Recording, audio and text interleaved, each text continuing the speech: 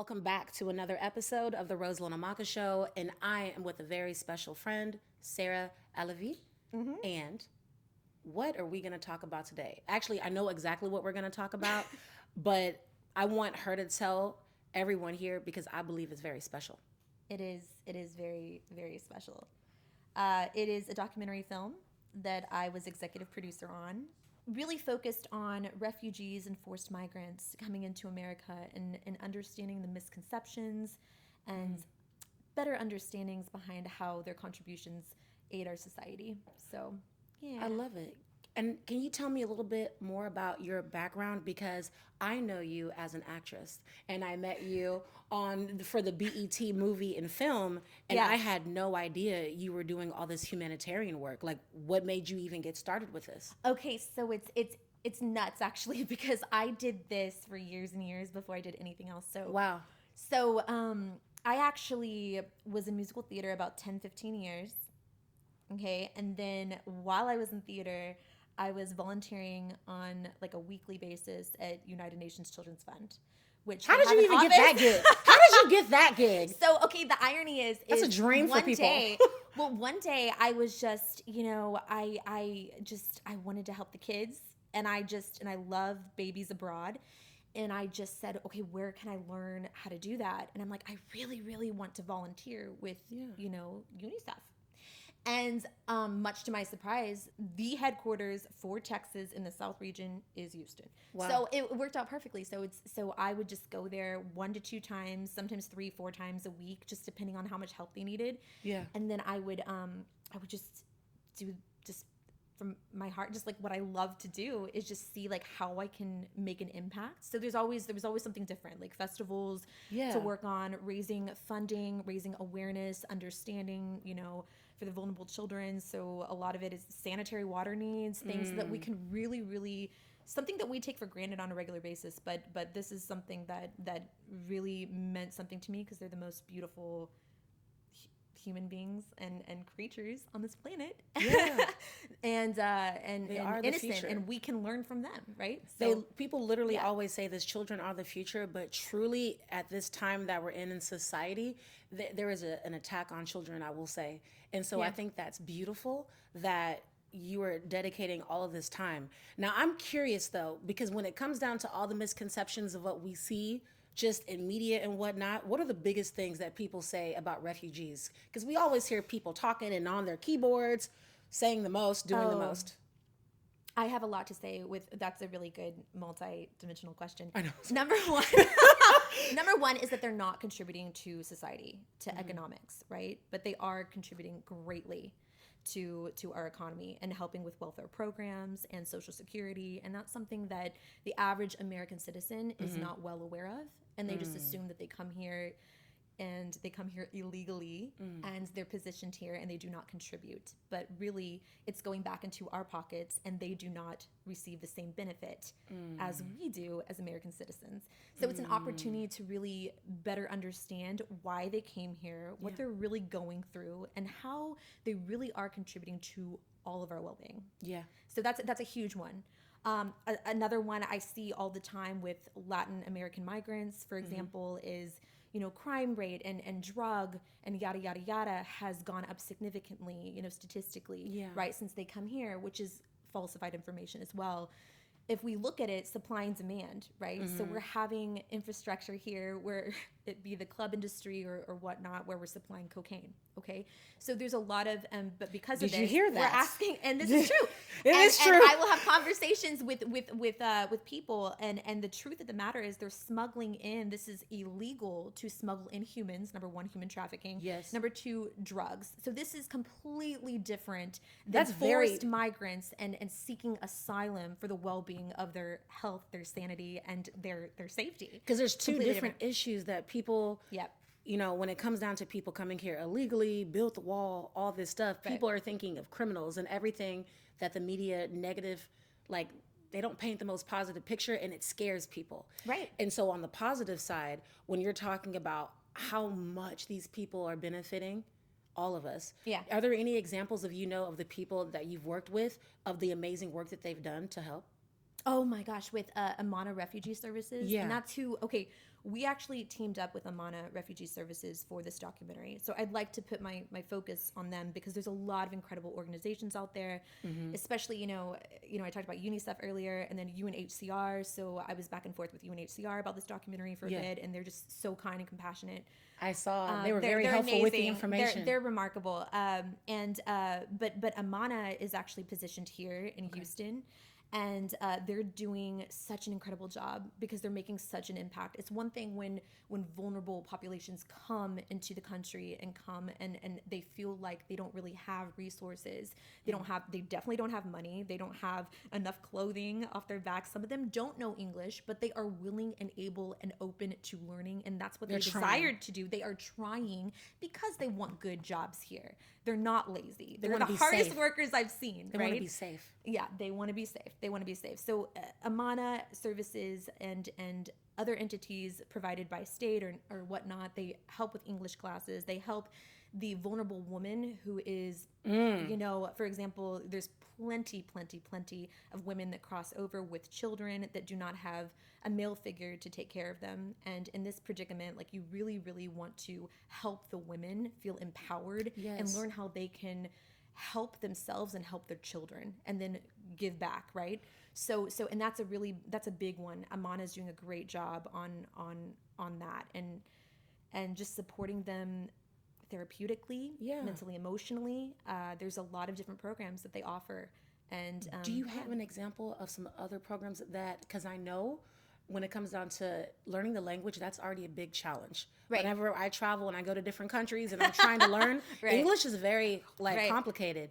And whenever you were talking about the resources for like women and their children, what do they have for the children within this program? Oh, they have the same thing they have for the mothers. Okay. And I will say this, they definitely prioritize the children with therapeutic measure as well because we talked about Latin American migrants, but also refugees that came from abroad, which we're talking about, Ukraine.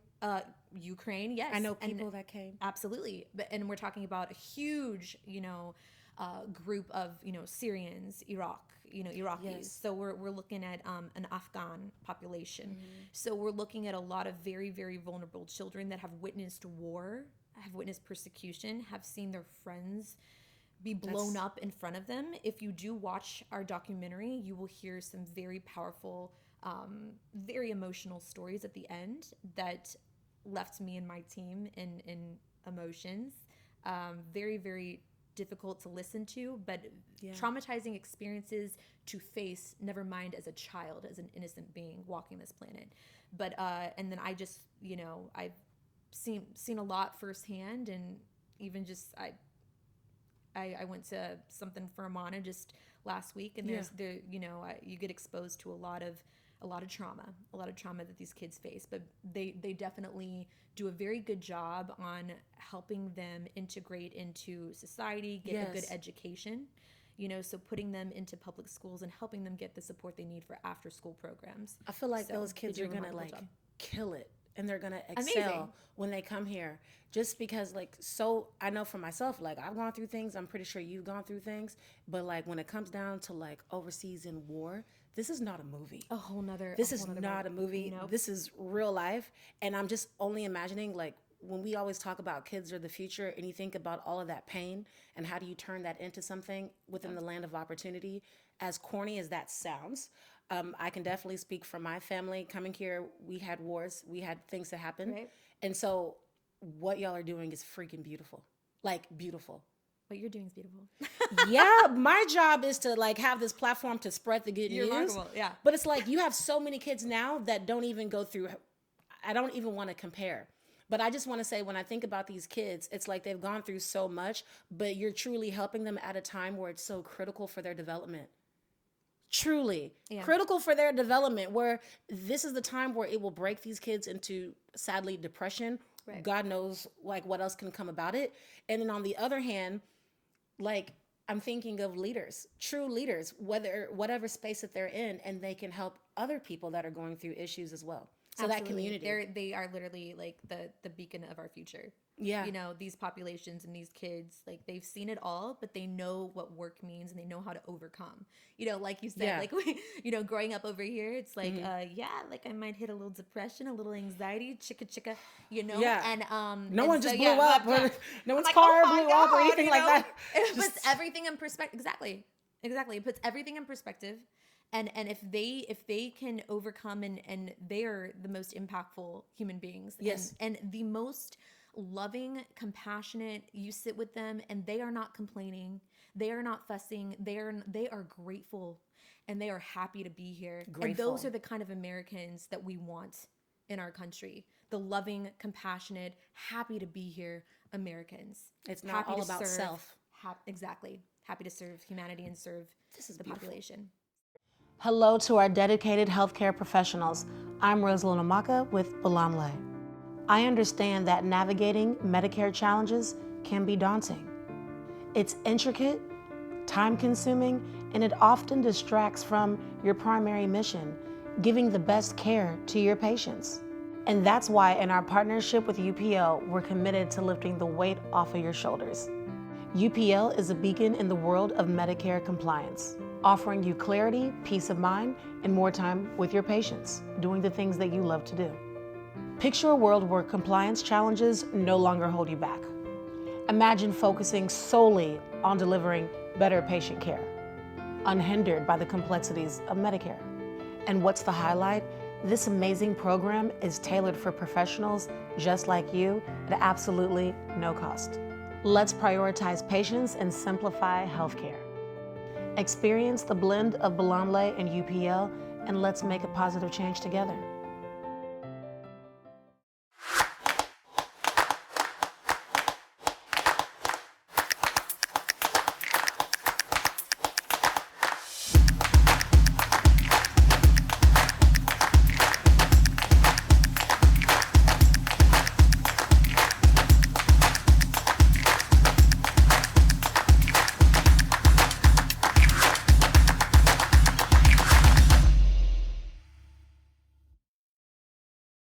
So, like anybody that's watching this, because I know we're going to have people from different backgrounds, like how can they support? There's well, first and foremost, if you watch our documentary, Watch it. Watch it. That's right. It's free. There's no excuse. It is completely free. You might get some ads popping in there because it's on YouTube. Watch it because that's how you support. That is how you support. Because the ads is what supports us. Let's be real, and that's how it gives back to organizations and nonprofit such as Amana. Yes. But yeah, we have it on YouTube. I do have it on my YouTube. Okay. And so I have it on there. It is the leading video, and it is completely free. Comment, like, share, please. I think the more awareness we bring, the more understanding, the more growth, and in doing so, I hope it raises even a bigger understanding for Amana Refugee Services, for UNHCR, United Nations High Commissioner of Refugees, just to paint the picture for anyone that might not know. We'll put the information down below. I'm like, and then UNICEF, all these incredible global entities and then local entities that serve our population and our people so beautifully. I hope that it can raise that awareness so we can better serve these most vulnerable, beautiful populations that forever have impacted my life. So I think this is beautiful. Is there a way? I know whenever we release this, all of your information is going to be down below. Is there anything that right now that group needs help with? In a nutshell, I would say, and they're not asking for money. They're not trying to, because this is also a misconception. They do need, it is good to offer support and financial means to help them better build, a home for themselves, to have food, to have a good shelter for their children. So there are plenty of families and children that still need that aid and that help here. I think with supportive groups like Amana that's able to cater to, therapeutic measure and educational means, that's essential, right? So that's how we grow. But I think right now, and even in the aftermath of COVID, I think that supplying them with the most basic necessities are still vital, even in our local department.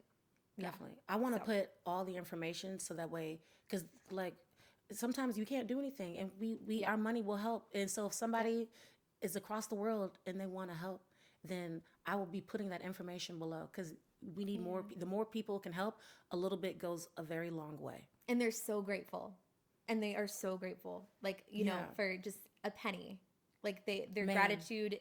They have gratitude attitude, you know, and that's the most beautiful thing. You know, your dollar goes a long, long, long way and puts a smile on children's faces. So. What, Amanda, what is your future with them? What else do you want to do with them? What do you have a plan?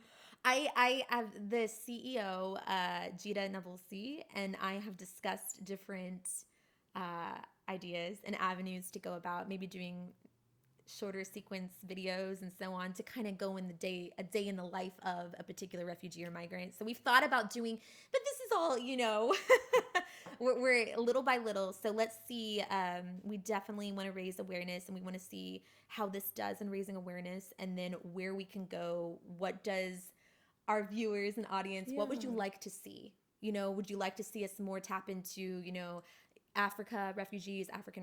You want us to tap into, you know, Arab-born refugees, so in Middle Eastern, Latin America. So we would like to educate the population in which we need to, in which is the biggest source of what everyone would like to learn. If I said that correctly. No, that makes a lot of sense. I would actually love to see that, because like there's so many people that I know that just, you know, they come here and as you know, you have people that put people in negative buckets, and then you see, honestly, a majority of people living their lives killing it.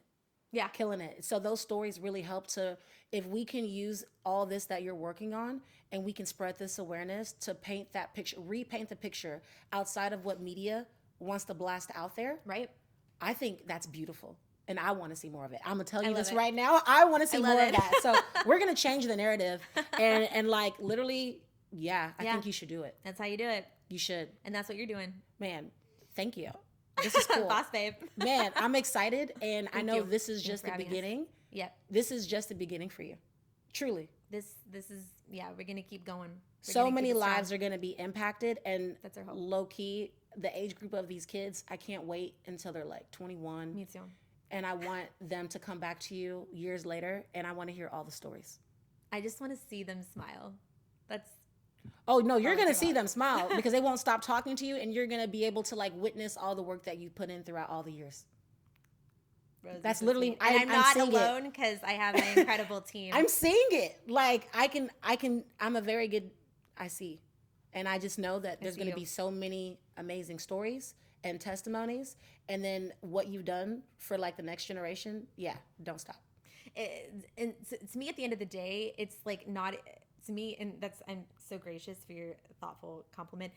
To me, at the end of the day, it's not even about me, you know, because I think to myself, like, you know, even like volunteering for UNICEF, like obviously volunteering for like 10 years, you know, you don't get paid, but you're passionate about it, right? So for me, it's like, you know, if everyone just had a, you know, passion to serve, and you just know that you're connected to your fellow human being. I don't need recognition. I don't need, you know, anything. You don't need it. I just, like, to me, I just want people to be happy. I could have been in their shoes. Yeah. I could have been there, you know?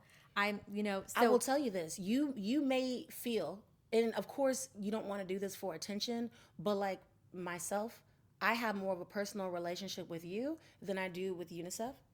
And with the MANA, and like all these issues, I probably wouldn't even know some of these stories if it weren't for you. So you have to actually look at yourself as a portal and that funnel. But it's true. Everything I'm saying, and anybody that's watching, like I will simply say, you know, even though you're nervous or you don't want to think that it's about you, sometimes people they won't even know about the issue unless you bring it to their attention. That's a big deal. What's interesting is though, I think just like you, I think when people use their passion and their ability and their platform to raise awareness for what they believe in to help impact others, I think everybody is completely 110% capable, and we have that beauty within us to transcend and to try to serve humanity at our highest. And I used to say what I will say is, for years volunteering, some people have this this funny false narrative about posting a lot about volunteerism and yada yada. They're like, why do you boast about, or a lot of people like, what are you trying to get out of it? I used to always say, people still say that. Well, I mean, I don't know if they still say it. I don't know, but let me say something to that. Let me say something to that. I used to grow up and I used to see a lot of my peers and friends, acquaintances, whomever, post party pictures all the time, drinking, getting drunk at the club, yada yada yada. And look, whatever serves you to your highest degree and your highest good, if that serves you to your highest good, that serves you.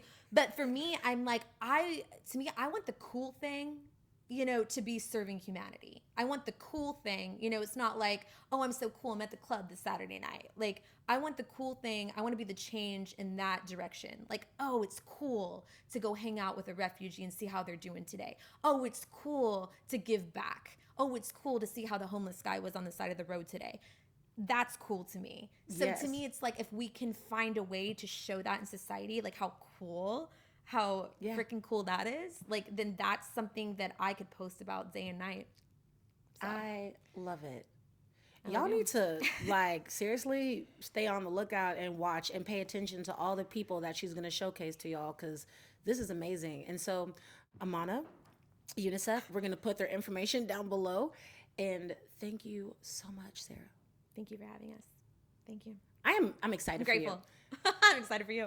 So thanks for having us. I'm super grateful. We will see you again next time. So information is down below, and definitely support my friend Sara.